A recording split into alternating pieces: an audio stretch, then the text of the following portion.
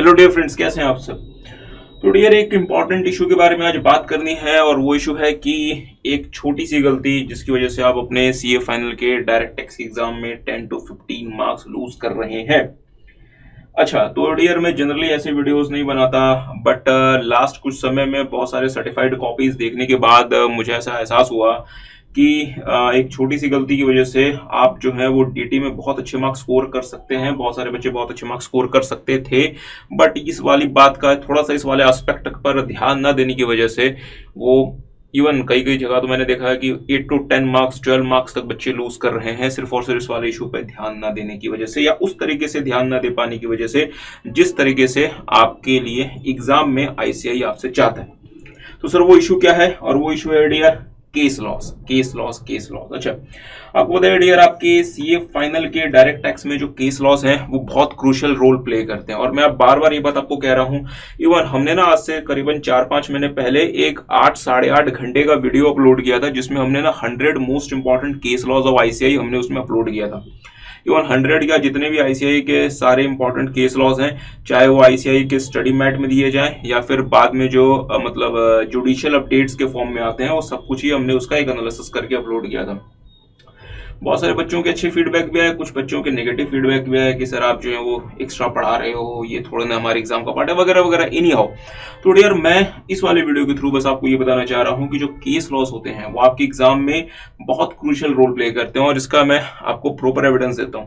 अगर आप देखेंगे डियर तो नवंबर 2021 के एग्जाम में जो केस लॉस का जो पोर्शन है जो कि आपके एग्जाम में आया है 70 मार्क्स में 30 मार्क्स के मैं एमसीक्यू की बात नहीं कर रहा, आउट ऑफ 70 मार्क्स का जो पोर्शन है जो केस लॉस आया था वो 10 मार्क्स का आया था। हाँ, केस लॉस दो तरीके से आ सकते हैं, एक होता है डायरेक्ट क्वेश्चन और दूसरा होता है एडजस्टमेंट टाइप। आपको पता है यूजुअली आपके एग्जाम के क्वेश्चन में पीजीपीपी का जो मतलब क्वेश्चन आता है 14 मार्क्स का, उसमें एक या दो एडजस्टमेंट ऐसे होते हैं जो कि केस लॉस के हिसाब से होते हैं। तो मैं इन मतलब दोनों को यहाँ पे काउंट कर रहा हूँ।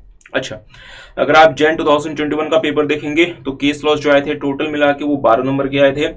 मई 2022 भी 12 नंबर के, नवंबर 22 14 मार्क्स, मई 23 16 मार्क्स और नवंबर 23 भी 16 मार्क्स। तो डियर्स अभी अगर आप इस वाले अटेम्प्ट की बात करें तो 16 नंबर के केस लॉस आए थे। अगर आप 16 नंबर के केस लॉस की बात करते हैं, अगर मैं उसका आपको बाइफरकेशन बताऊं तो इस 16 नंबर में से 14 मार्क्स का जो केस लॉ है इस बार वो डायरेक्ट केस लॉ था। मतलब आपको डायरेक्ट केस लॉ की एप्लीकेशन करनी है और 2 मार्क्स का सिर्फ हम कह सकते हैं एडजस्टमेंट टाइप केस लॉस आया था।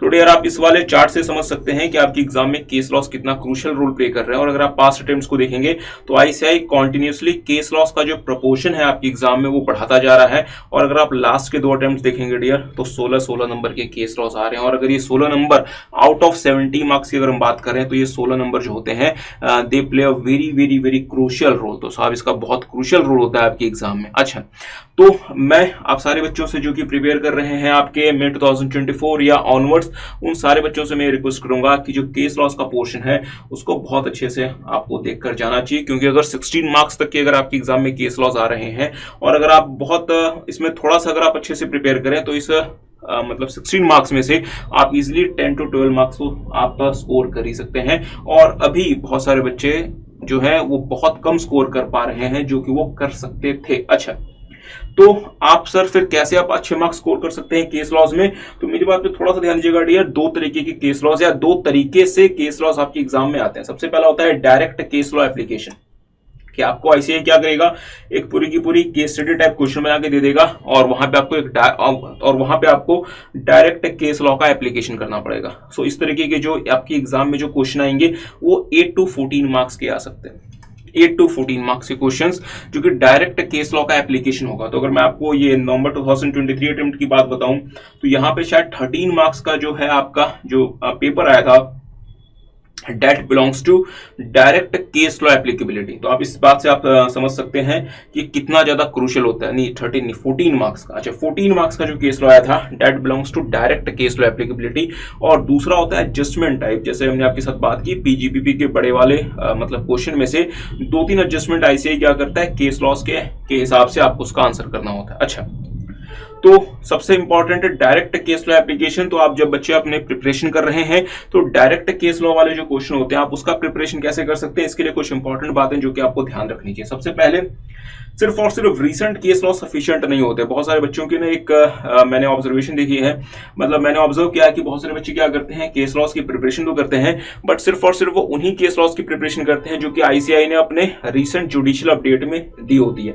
Dear friends, recent judicial update से या तो केस लॉ आता ही नहीं है, जो कि मेरी ऑब्जर्वेशन, और अगर आता है तो सिर्फ 5 नंबर का आता है। तो रीसेंट जुडिशियल अपडेट के अलावा आईसीआई ने करीबन 100 प्लस केस लॉस, मैं नए सिलेबस की बात कर रहा हूं जो कि मई 2024 एंड ऑनवर्ड्स है, 100 प्लस केस लॉस आईसीआई ने अपने स्टडी मैट के एंड में दिए हुए हैं, और कम से कम 15-20 केस लॉस जो है वो आईसीआई ने अपने स्टडी मैट के इन बिटवीन दिए हुए हैं। तो मैं ये नहीं कह रहा कि सारे करें, बट उनको भी आपको थोड़ा सा फोकस करना चाहिए। सिर्फ और सिर्फ रीसेंट केस लॉस करके आपका काम नहीं चलेगा। अगर आप डायरेक्ट केस लॉ के जो क्वेश्चन आते हैं, अगर आप उसमें अच्छा मार्क्स, उसमें अगर आप अच्छा स्कोर करना चाहते हैं, जैसे फॉर एग्जाम्पल इस वक्त अगर मैं नवंबर 2023 अटेम्प्ट की बात करूं तो 14 मार्क्स के जो डायरेक्ट केस लॉस के जो क्वेश्चन आए थे, इसमें से सिर्फ 5 मार्क्स का था रीसेंट केस लॉ जो कि आईसीआई अपना जुडिशियल अपडेट लेकर आता है। इसके अलावा 9 मार्क्स थे आपके आईसीआई के स्टडी मैट में जो क्वेश्चंस दिए, में जो केस लॉस दिए रहते हैं, प्लस इन बिटवीन क्वेश्चंस में या इन बिटवीन कॉन्टेक्स्ट के साथ जो केस लॉस जो आईसीआई का स्टडी मैट रहता है उसी में से,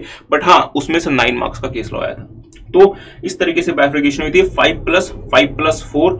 एक जो 5 मार्क का केस लॉ था that was from the recent case law, but बाकी जो 5 मार्क्स प्लस 4 मार्क्स के जो केस लॉ थे वो रीसेंट केस लॉस में से नहीं थे तो आईसीआई में से ही, बट आईसीआई के स्टडी मैट के जो एंड में दिए रहते हैं प्लस इन बिटवीन जो दिए रहते हैं। तो इस बात का थोड़ा सा ध्यान रखें कि सिर्फ और सिर्फ रीसेंट केस लॉस कर लेने से आपकी प्रिपरेशन जो होगी वो इनकम्प्लीट होगी। दूसरी बात, coating of case law name is important. अगर आप डायरेक्ट केस लॉ में, अगर 5 मार्क्स का अगर आप डायरेक्ट केस लॉ अगर आप उसका आंसर कर रहे हैं तो केस लॉ का सही तरीके से नाम कोट करने के ही 1 या 2 नंबर होते हैं। तो अगर आपने केस लॉ का नाम अगर कोट नहीं किया तो आपके मार्क्स कट जाएंगे, और अगर आपने गलत नाम कोट कर दिया तो अगेन आपके मार्क्स कट जाएंगे। तो यहाँ पे केस लॉ का नाम कोट करना मीन्स केस लॉ का टाइटल कोट करना सही मतलब तरीके से बहुत इंपॉर्टेंट होता है। अच्छा, तीसरा, बहुत बार क्या होता है कि हम ना केस लॉ का सिर्फ और सिर्फ क्रक्स मतलब समझने का प्रयास करते हैं। तो डियर, अगर आपने केस लॉ का सिर्फ और सिर्फ क्रक्स अंडरस्टैंड किया है तो 5 नंबर में जो भी आपको राइटिंग के लिए होता है आप उसमें कितना लिख पाएंगे? आप उसमें मैक्सिमम, आप उसमें अगर आपने केस लॉ का नाम सही लिख दिया तो साहब 1 नंबर आप वहां मिल जाएंगे। अगर आपने क्रक्स समझा है तो 1 नंबर और जोड़ लो, तो 2-2.5 नंबर आप मैक्सिमम एक्सपेक्ट कर सकते हैं।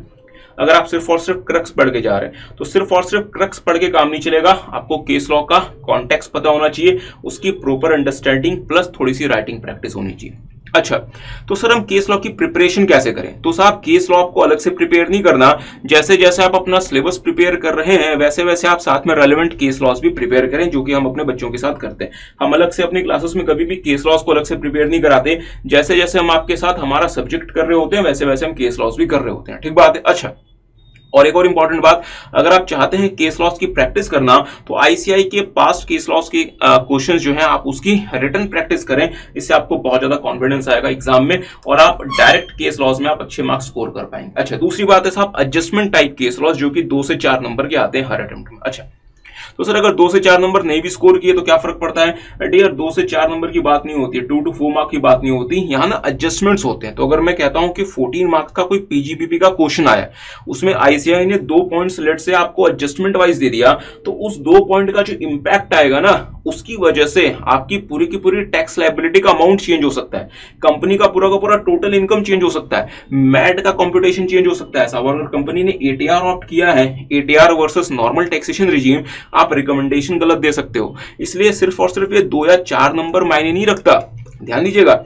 इस 2 या 4 नंबर का पूरा इंपैक्ट आपके पूरे के पूरे 14 मार्क्स के क्वेश्चन में आ सकता है। तो साहब अगर आपने गलत एडजस्टमेंट कर दिया केस लॉ लगा के, या अगर आपने केस लॉ के हिसाब से एडजस्टमेंट सही नहीं किया, तो सिर्फ और सिर्फ ये केस लॉ के जो मार्क्स या जो एडजस्टमेंट का पॉइंट है सिर्फ उसके मार्क्स नहीं कटेंगे, बाकी उसका जो हम कह सकते हैं कि इंपैक्ट आएगा वो पूरे के आंसर पे आएगा, जिसकी वजह से और नंबर कट सकते हैं। तो यहाँ पे मार्क्स आपके स्कोर कम होते हैं, बट इसकी वजह से मार्क्स आपके जो कट सकते हैं वो ज्यादा होते हैं। तो इसलिए एडजस्टमेंट टाइप केस लॉस भी इंपॉर्टेंट होते हैं समझना। अच्छा, तो सर हम इसकी प्रिपरेशन कैसे करें? सबसे पहले इन केस लॉस में आपको सिर्फ क्रक्स समझने से आपका काम हो जाएगा। तो आपको ये नहीं समझना कि साहब इसमें मतलब कॉन्टेक्स्ट क्या है, राइटिंग प्रैक्टिस वगैरह, ये इंपॉर्टेंट यहाँ पे नहीं होती। Understanding of the crux is sufficient.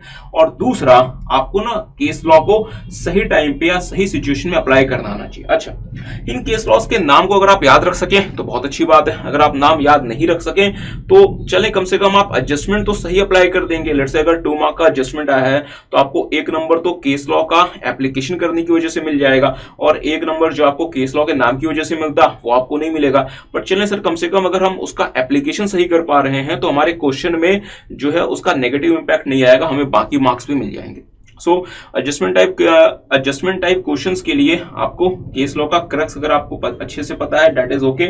और आपको you should have the ability to apply the case law in the relevant context. और तीसरा, नाम अगर याद रख सकते हैं बहुत अच्छी बात है। अगर नाम आप याद नहीं रख सकते हैं तो एनी हाउ, अगर नाम नहीं भी याद रख सकते हैं साहब, इट इज ओके। बट अगर आप बार बार प्रैक्टिस करेंगे, प्रिपेयर करेंगे, तो आप ना बहुत सारे फेमस केस लॉज हैं उसके नाम आप इजिली याद रख सकते हैं, और वो फेमस केस लॉज ही आपके एग्जाम में आते हैं। अच्छा, मैं थोड़ा सा एक और छोटी सी बात बता दूं, तो सर क्या हमारा तो नया सिलेबस है मिड 2024 एंड ऑनवर्ड्स, क्या उसमें भी केस लॉज इंपॉर्टेंट है या रेलेवेंट है? हाँ डियर, मैंने स्पेसिफिकली नए सिलेबस के बच्चों के लिए ये वाला वीडियो बनाया है। अगर आप नए सिलेबस का स्टडी मैट आईसीआई का देखते हैं डायरेक्ट टेक्स्ट का, तो मैंने एक कंपैरिजन वीडियो भी अपलोड किया था between the old syllabus and new syllabus, जो कि आपके मिड 2024 ऑनवर्ड्स है। अगर आप उसको देखेंगे तो आपको और वहां पे मतलब डिटेल में समझ में आएगा कि नए सिलेबस और एग्जिस्टिंग जो आपका जो पास्ट का जो सिलेबस था उसमें मेन डिफरेंसेस क्या है। नए सिलेबस की अगर हम बात करें तो नए सिलेबस में आईसीआई ने चैप्टर एंड की बात करें 100+ केस लॉस दिए हुए हैं चैप्टर एंड में, और इन बिटवीन जो केस लॉस होते हैं वो भी एज इट इज है, और जुडिशियल अपडेट भी एज इट इज आएगा। तो as far as case law is concerned आपका नया सिलेबस सेम है जो कि आपका एग्जिस्टिंग या ओल्ड सिलेबस था। मतलब एग्जिस्टिंग तो कहना भी सही नहीं है, जो आपका ओल्ड सिलेबस था। तो साहब नए सिलेबस में भी केस लॉस यही पैटर्न से चलेगा, और जहां तक मैं एक्सपेक्ट करता हूं 14 to 16 मार्क्स का रहेगा। सो आई होप कि ये वीडियो आपको हेल्प करेगा, आप और ज्यादा अच्छे से अपने केस लॉस में मार्क्स स्कोर कर पाएंगे।